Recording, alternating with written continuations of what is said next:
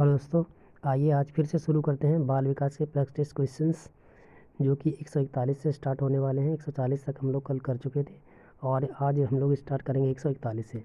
तो first question है, अनुसंधान से पता चलता है कि सीखने की प्रक्रिया में एक प्रबल चर है, संभवतः योग्यता से भी ज़्यादा महत्वपूर्ण चर है। ये कौन सा चर है? उपेक्षा, अनभिज्ञता, अभिप्रेरणा और निरुत्साहन। देखो, उपेक्षा तो करते नहीं हैं, उपेक्षा करने से मनोबल डाउन हो जाता है। अनभिज्ञता भी नहीं होगा, अभिप्रेरणा हो सकता है, निरुत्साहन, किसी का उत्साह नहीं तोड़ना चाहिए। तो इस क्वेश्चन का ऑप्शन नंबर सी सही है, अभिप्रेरणा। तो अनुसंधान से है पता चलता है कि अभिप्रेरणा जो है सीखने की प्रक्रिया में एक बहुत ही प्रबल चर है। तो अगर किसी चीज़ की हम लोग प्रेरणा कर देते हैं, अभिप्रेरणा कर देते हैं, तो उसकी सीखने की प्रक्रिया में ठीक है एक प्रबल चर बन जाता है। तो इस क्वेश्चन का ऑप्शन नंबर सी सही है। नेक्स्ट, स्कूल पुस्तकालय का एक शैक्षणिक तंत्र है। स्कूल पुस्तकालय का एक शैक्षणिक तंत्र है। अल्प मूल्य है, थोड़े मूल्य हैं, ज़्यादा मूल्य नहीं है या विचारीय मूल्य है। तो इस क्वेश्चन का ऑप्शन नंबर डी सही है, विचारीय मूल्य। स्कूल पुस्तकालय जो है विचारीय मूल्य का एक शैक्षणिक तंत्र है। स्कूल का जो पुस्तकालय होता है वो विचारीय मूल्य का एक शैक्षणिक तंत्र होता है। नेक्स्ट, समूह में और सहभागिता द्वारा सीखने के अभ्यासों को क्या करना चाहिए? समूह में और सहभागिता द्वारा सीखने के अभ्यासों को निरुत्साहित किया जाना चाहिए, अनदेखा किया जाना चाहिए, प्रोत्साहित किया जाना चाहिए या फिर इनमें से कोई नहीं।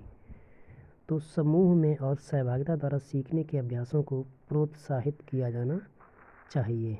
तो इस क्वेश्चन का ऑप्शन नंबर सी राइट है। नेक्स्ट,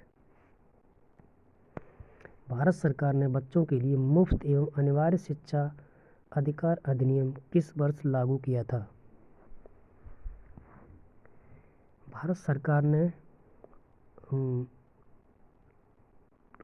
मुफ्त एवं अनिवार्य शिक्षा अधिकार अधिनियम जो था वो वर्ष 2010 में लागू किया था। इस क्वेश्चन में थोड़ा गड़बड़ है, ठीक है, इस क्वेश्चन में थोड़ा गड़बड़ है। 2006 तो होगा नहीं, 2007 भी नहीं होगा, 2008 भी नहीं होगा, 2009 भी नहीं होगा।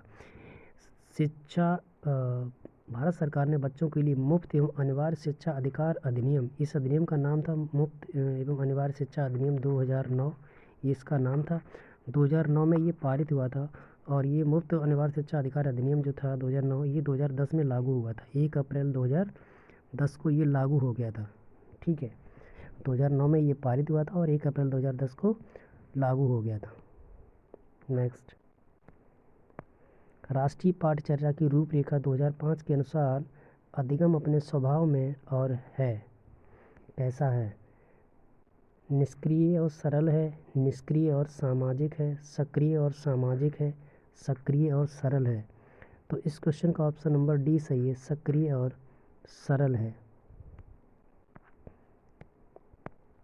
शिक्षक एवं विद्यार्थी के मध्य कैसा संबंध होना चाहिए? स्नेह का, विश्वास का, सम्मान का या फिर ये सभी? तो इस क्वेश्चन का ऑप्शन नंबर डी सही है, ये सभी। मानसिक विकास को प्रभावित करने वाले कारक हैं वंशानुक्रम, परिवार का वातावरण, परिवार की सामाजिक स्थिति या फिर उपरोक्त सभी। तो इस क्वेश्चन का ऑप्शन नंबर डी सही है, उपरोक्त सभी। एक बच्चे की मानसिक आयु 12 वर्ष और वास्तविक आयु 10 वर्ष है, तो उसकी बुद्धिलब्धि क्या होगी? तो बुद्धिलब्धि का फॉर्मूला क्या होता है? MA/CA इंटू 100, ठीक है। तो बच्चे की जो मानसिक आय है वो कितनी है? 12, वास्तविक आय 10 इंटू 100, 10 से 10 कट जाएगा, 10 से 100 कट गया 10, 10 का 12 में गुणा 120। तो इस क्वेश्चन का ऑप्शन नंबर सी राइट है। तो बच्चे की जो बुद्धिलब्धि होगी वो होगी 120। परिपक्वता का संबंध किससे है? विकास, बुद्धि, सृजनात्मकता या रुचि? तो परिपक्वता का संबंध है विकास से। इस क्वेश्चन का ऑप्शन नंबर ए राइट है। बाल्यावस्था होती है 5 वर्ष तक, 12 वर्ष तक, 21 वर्ष तक या फिर इनमें से कोई नहीं। तो बाल्यावस्था जो होती है वो 12 वर्ष तक ही होती है, 6 से लेके 12 वर्ष तक।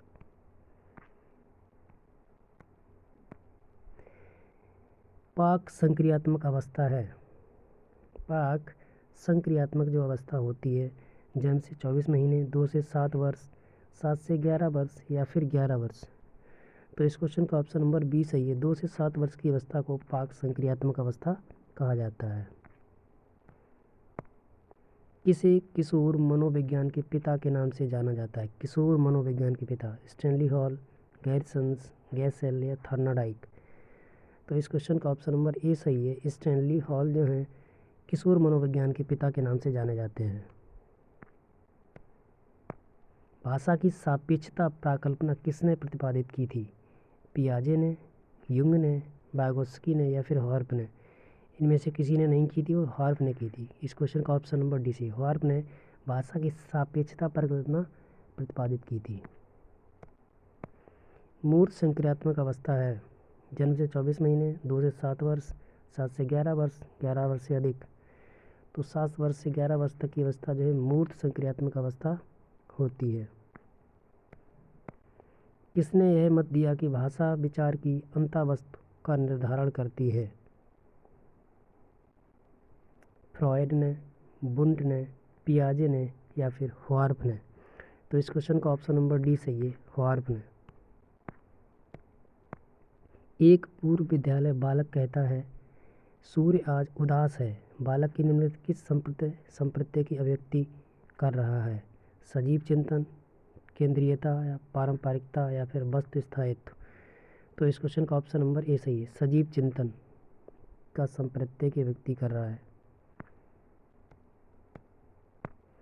निम्नलिखित में से किसका संबंध मूल दुश्चिंता एवं मूल शत्रुता से संप्रदायों से है?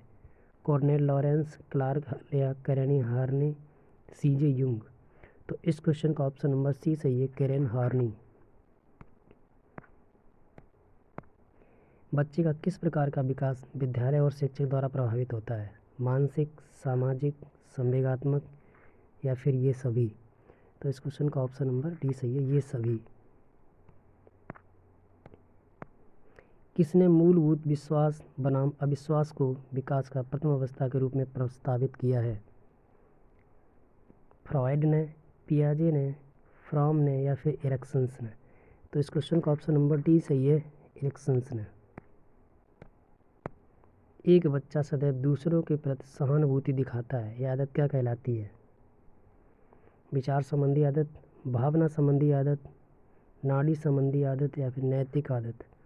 तो इस क्वेश्चन का ऑप्शन नंबर बी सही है, भावना संबंधी आदत को दर्शाता है। ये थे बाल विकास के कुछ 20 इंपॉर्टेंट क्वेश्चंस। मिलते हैं दोस्तों नेक्स्ट वीडियो में, तब तक के लिए धन्यवाद।